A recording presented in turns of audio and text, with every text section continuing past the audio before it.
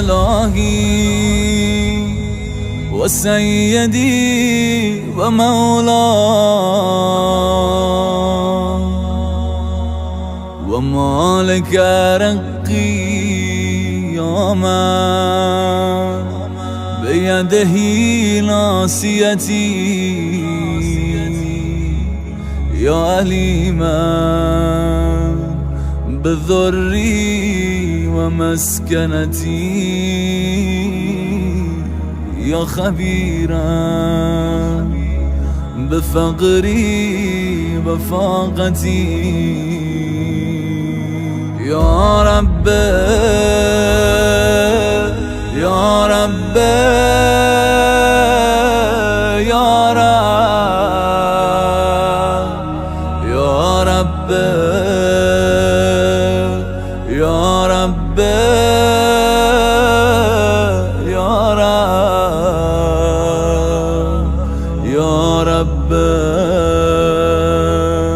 يا رب يا رب يا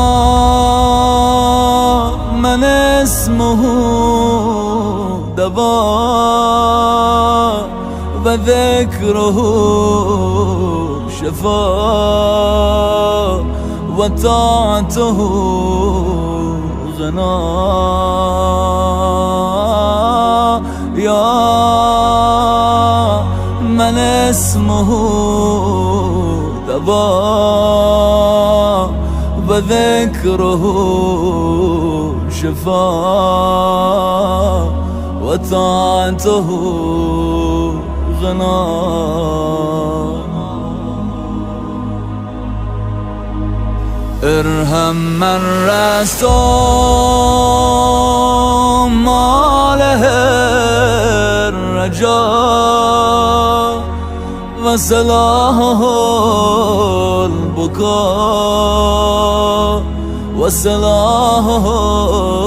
البكاء يا سابق النعم يا دافع النغم يا نور المستوحشين في الظلام قف على خدمتك جوارحي واشتد على العزيمة جوانحي واشتد على العزيمة جوانحي قف على خدمتك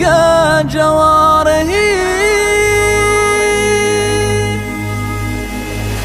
اغفر لنا لا يملك إلا الدعاء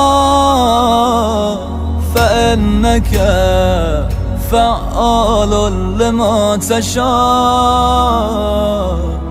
فإنك فعال لما تشاء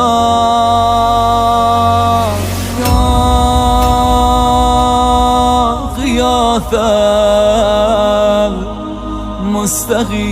المستغيثين يا حبيب قلوب الصادقين يا إله العالمين